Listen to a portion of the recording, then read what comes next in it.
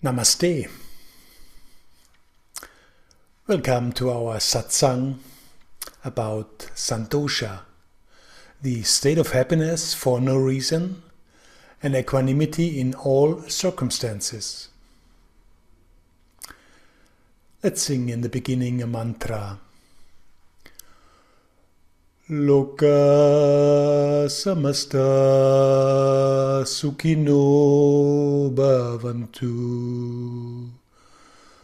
Loka samasta sukhino bhavantu. Loka samasta sukhino bhavantu. Loka samasta sukhino bhavantu. Om.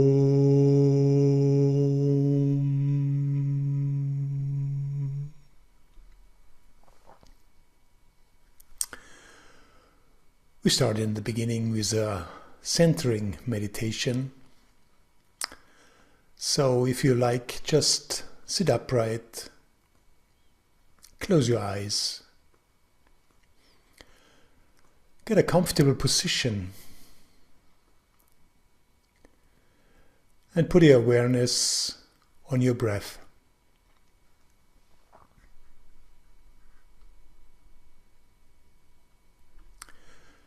Just let all emotions, your thoughts, the pictures and images which arise, just come and go.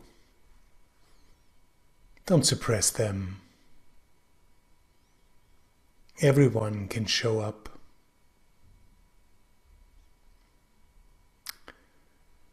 Just observe them very dispassionately as a witness.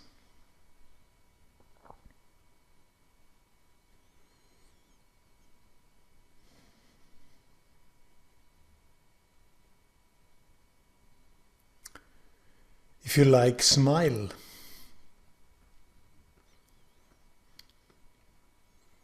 To the outside world and to yourself.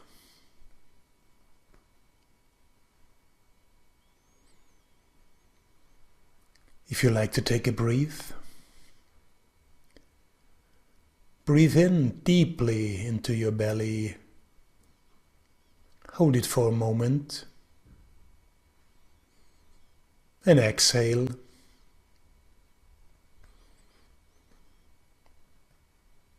Just arrive in the here and now.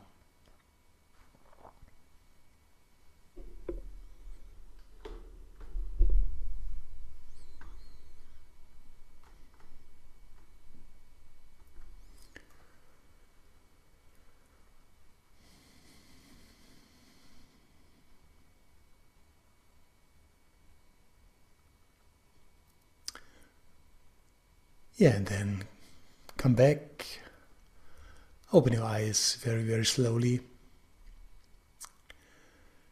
and welcome again.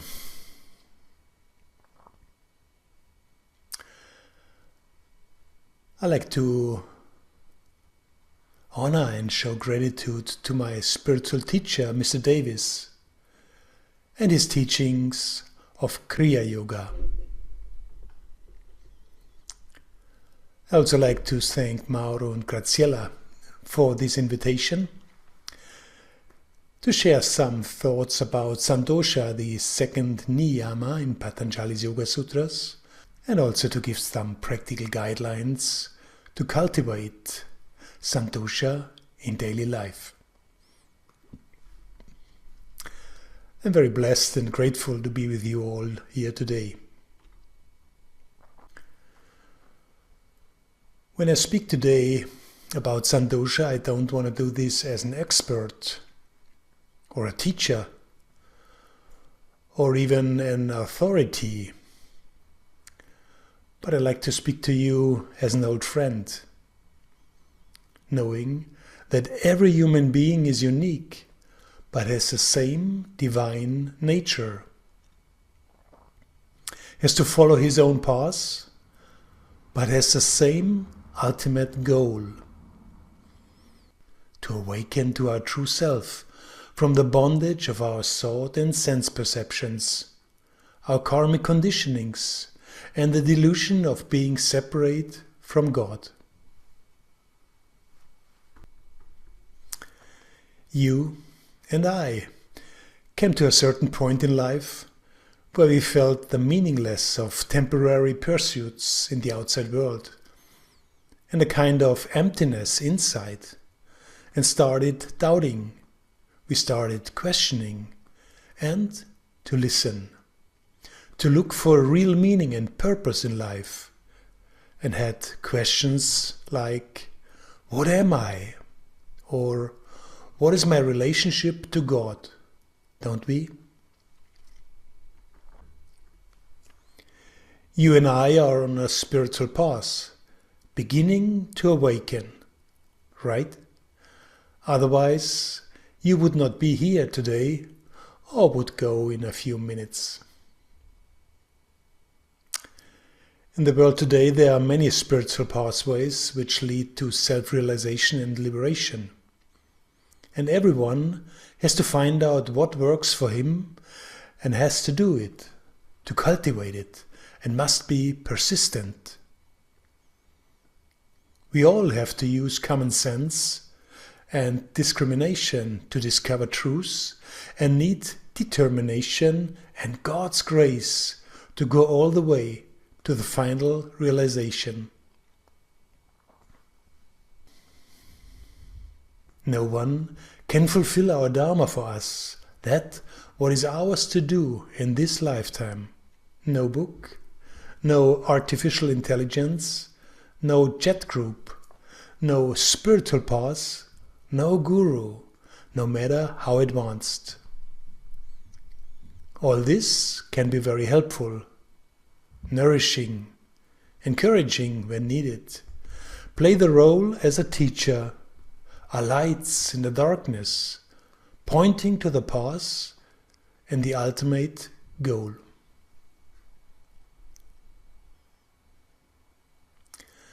So today we speak about happiness and equanimity. So the question arises, what is wrong with our pursuits for happy moments and to try to avoid pain? Well, most of us started at the beginning of our lives to adopt behaviors, attitudes and values of our family, in the school, our social group, our cultural background. We were educated and in a way conditioned, right? And definitely it is important to have rules, values, and a common understanding of what is appropriate and right.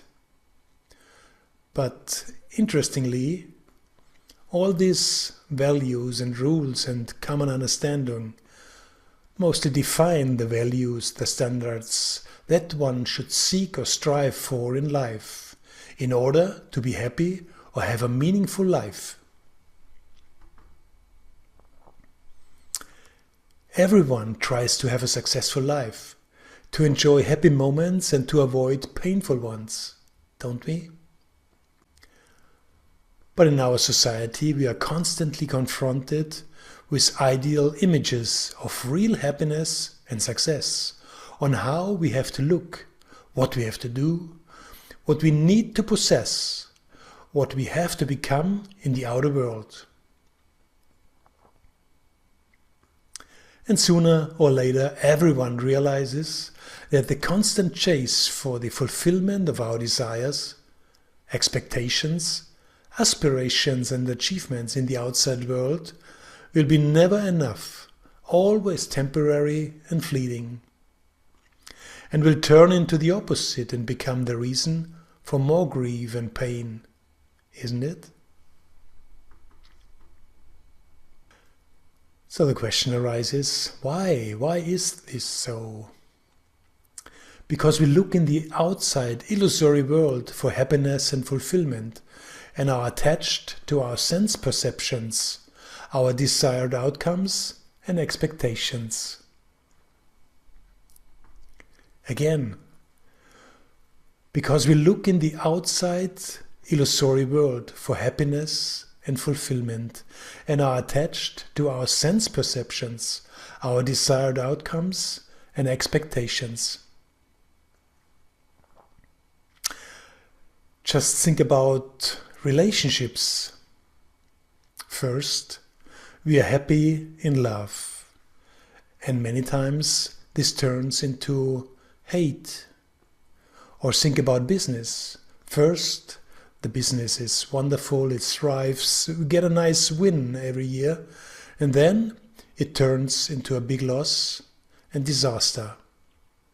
The body, first fit and attractive, and then sick or burnout. Or think about Italian food. First, we have a full plate of pasta. And a little while later, we have an empty plate. Really a sad nothingness.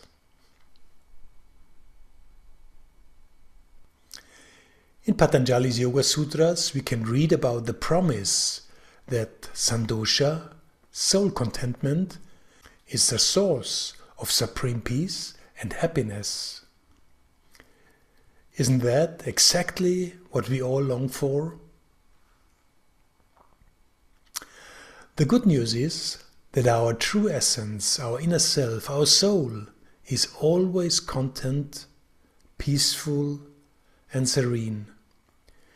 We can't create nor achieve this state. We just have to turn our awareness to our inner self. We have to cultivate it and express it in daily life. Roy Jean Davis wrote in his commentary about Santosha, "Contentment in all circumstances can be maintained by being self-aware while dispassionately observing thoughts, feelings, behaviors, and the emergence and disappearance of transitory events."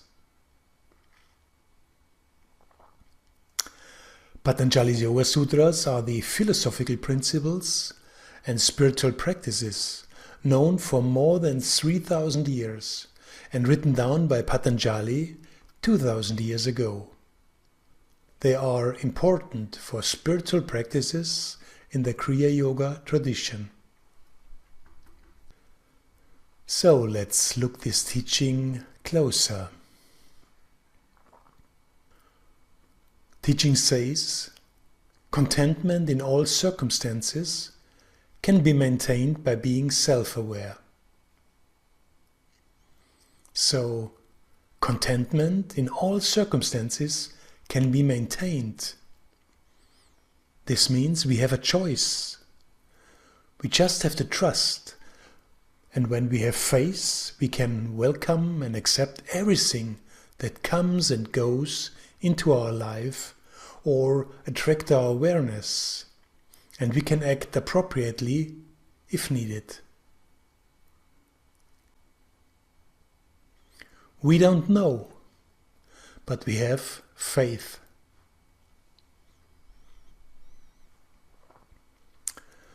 So how we do this, being self-aware? Well, we turn our awareness inward. We have faith, and knowledge will reveal. We can use question while contemplating. We can observe while contemplating.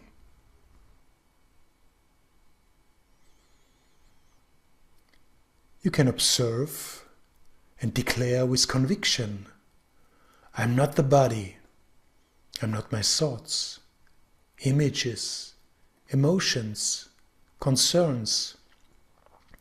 I'm not the ever-changing appearances.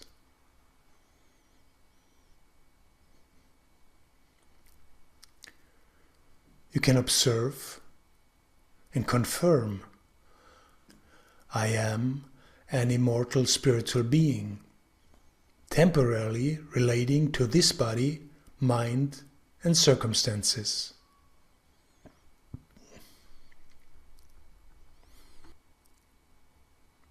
So, how can we find truth and cultivate contentment and equanimity in daily life?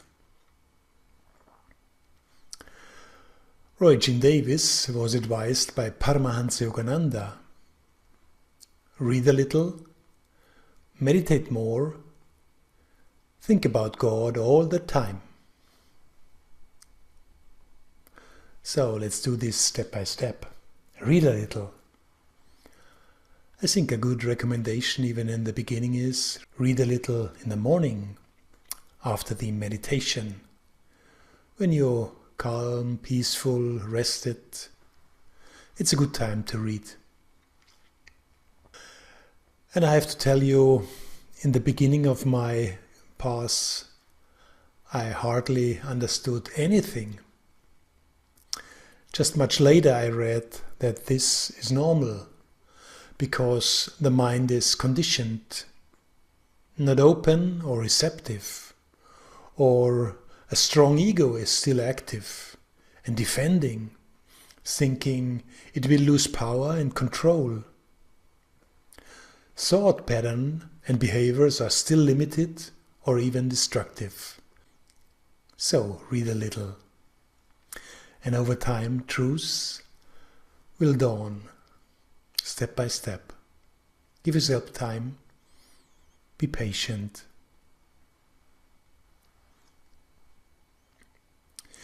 In the beginning it can be a little challenge, because many times we don't understand the meaning of the teachings or see no progress or constructive change. And at the end, words only point us to the truth. Every day a little reading, after meditation, and let it sink during the day. Over time, it will work. So, read a little, meditate more. So, meditate more. 2 times a day in the beginning is recommended for maybe 20 minutes each session. To center, to calm, to empty, to get in touch with your source, to recharge and to center. Read a little, meditate more, think about God all the time. Think about this way. When everything you see, hear, touch is an expression of God's consciousness, isn't it then so much easier to be friendly, caring, compassionate, thoughtful, peaceful, and surrendered? Because everything you do, every time you serve God.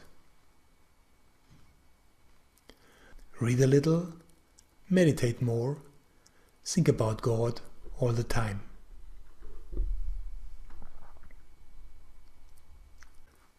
I once asked Roy, after coming back from a retreat from Lakemont, how can I keep the peaceful, serene and balanced state in real life? Of course, not understanding there is only one life. Like always, Roy's answer was very short, precise and helpful. Stay with your daily routines. It is that simple. Stay with your daily routines. Set up a schedule where you stand up when you meditate, make your exercises when you work, and stick with it as good as possible. It will incredible supportive for your whole life, will show big great benefit over time. The teaching continues from Santosha. It says, while dispassionately observing thoughts, feelings, behaviors, and the emergence and disappearance of transitory events. Well, most of our upcoming thoughts have nothing to do with reality. They are just mind-produced, relating to past experiences, to sorrows of the past maybe, or future expectations, fears, what could come up. Just think about waking up at night. You slept very nice and warm, everything was just perfect. And then you suddenly wake up and worry about something. And later, during the day maybe, you find out it was nothing what was really based on truth. So, teaching says, we should observe our thoughts, feelings, and habitual behaviors in meditation or even during daily activities and circumstances. And we should choose constructive actions if needed. Awareness and cultivation is the key to self-control and a constructive life. Yes, it's definitely true that happy moments are really nourishing and uplifting.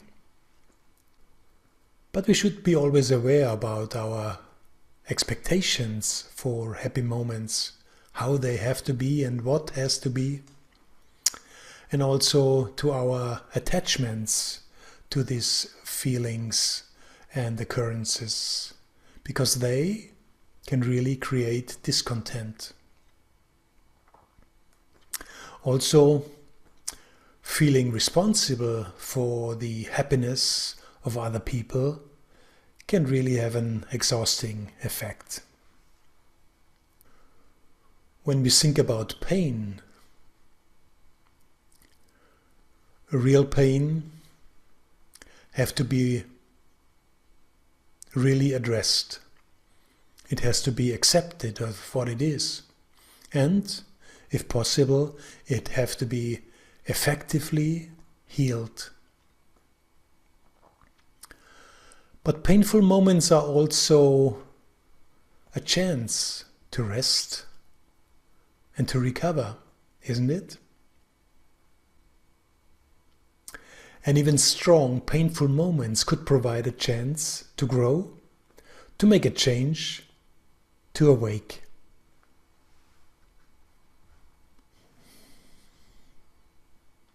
So, very profound. Key element is dispassionately observing and staying in equanimity.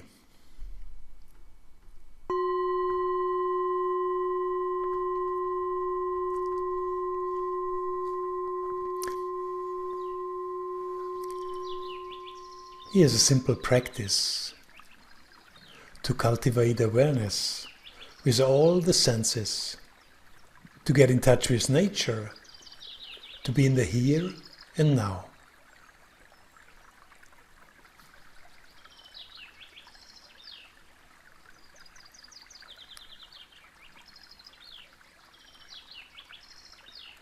To connect with nature,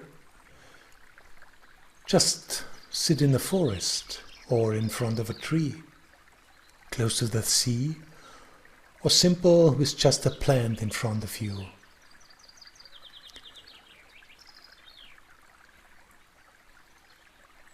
You just sit comfortable, upright. You make some inhale and exhale and relax.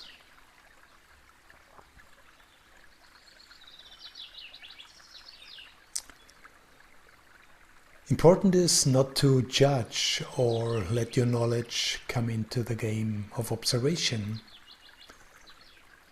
Just be aware. with an empty mind and an open heart.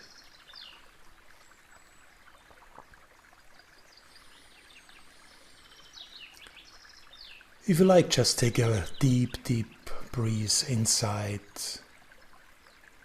into the belly, hold it for a little while, and exhale through the open mouth. Do it for a few times.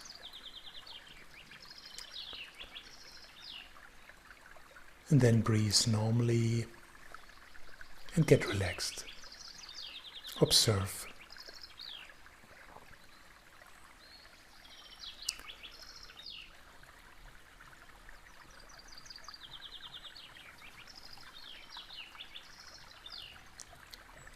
When you sit in the nature, just get aware of what you see.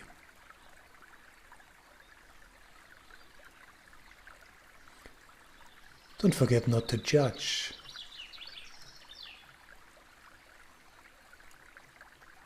To compare.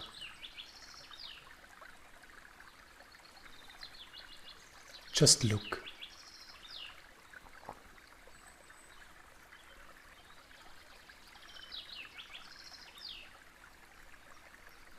Get aware of what you hear around you.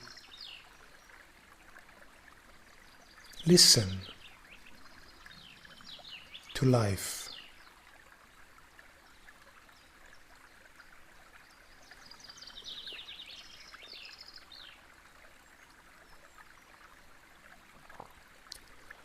Listen to everything. Don't exclude or concentrate.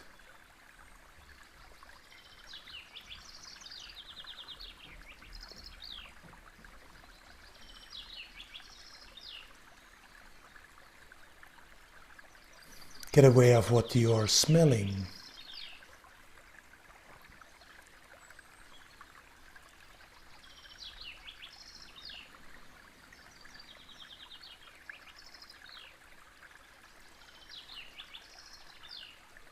Feel your breath. You're inhaling and exhaling. Just be aware. Let it happen.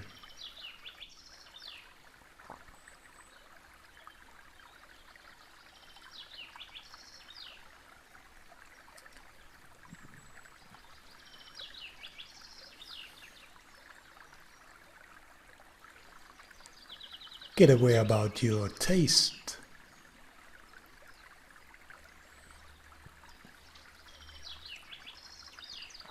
Just taste it. Do you like it?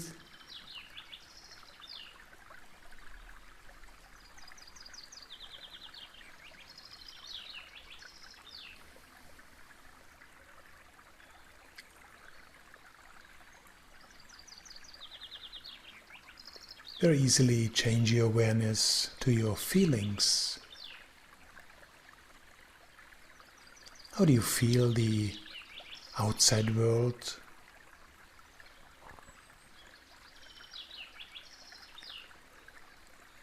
Maybe the temperature,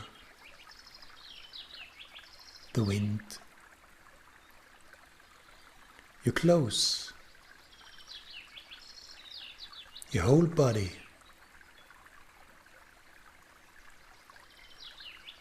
Just be completely aware what you feel.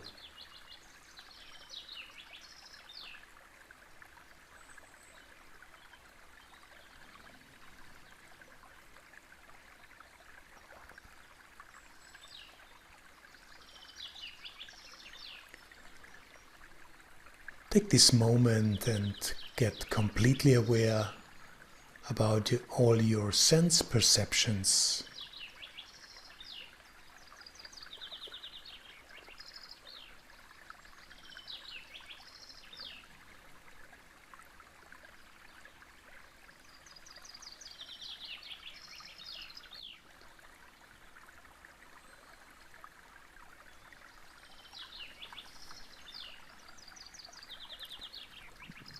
Just see, hear, smell,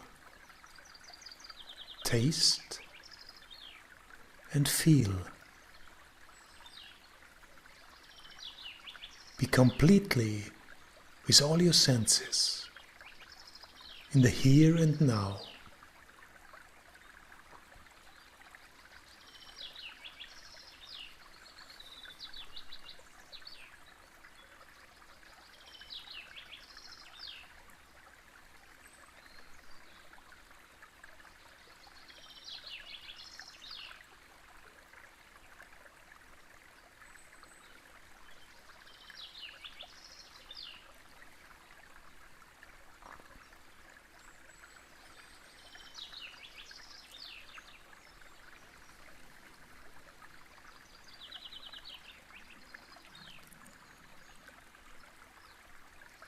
Allow yourself to arrive completely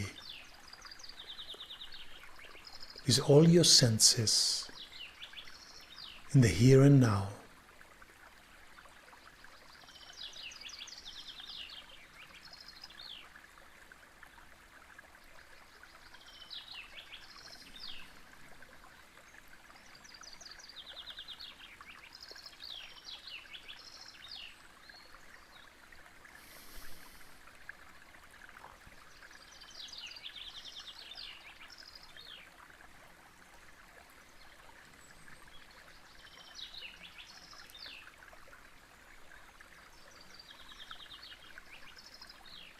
Enjoy this moment of being completely in touch with nature,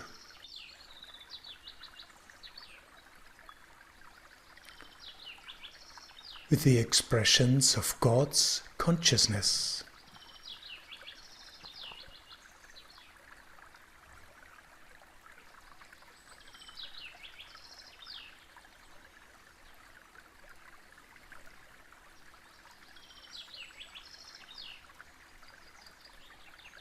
And then come back very slowly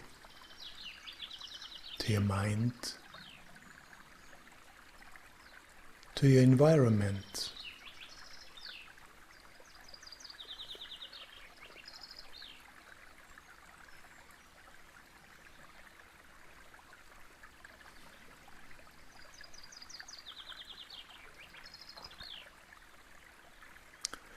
And if you closed your eyes, just open them very slowly. Take your time.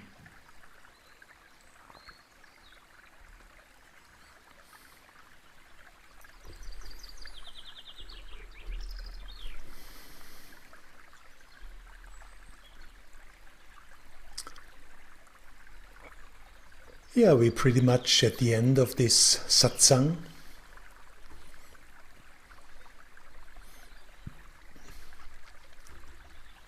Just one thought I want to share with you at the end.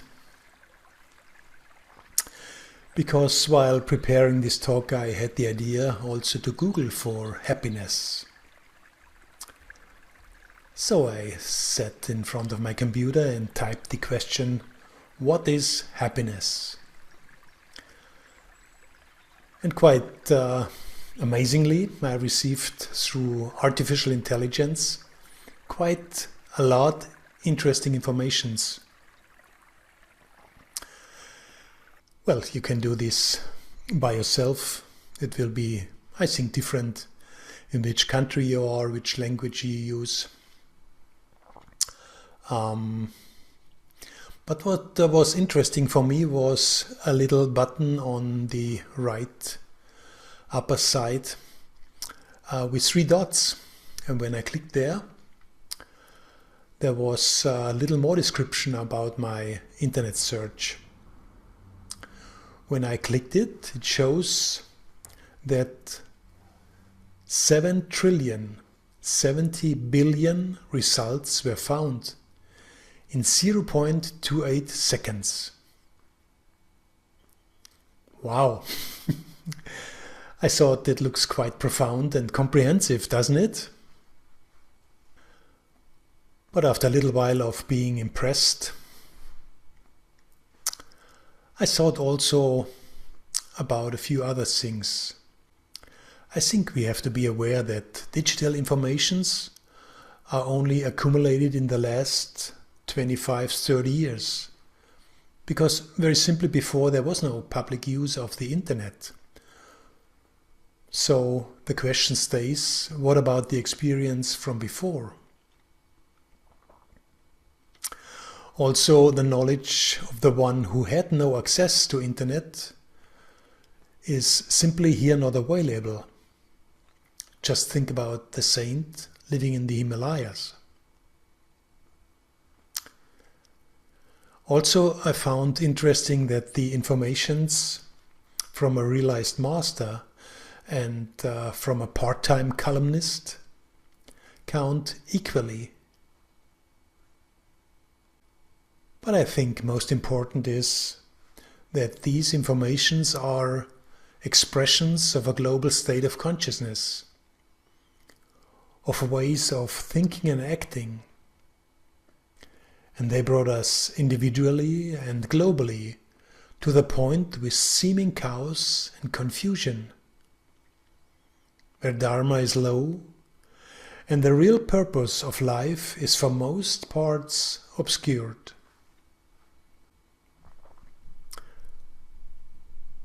So I think we don't need much more information, but more self-revealed and realized wisdom and authentic example who live it and who can guide and support us, don't we?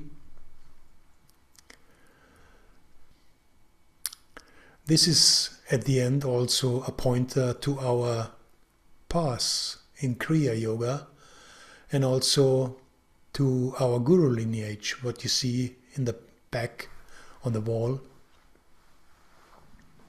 and their teachings, beginning of Babaji, Lahiri Mahasaya, Swami Shri Yukteswar, Paramahansa Yoganandaji and Roy Jean Davis.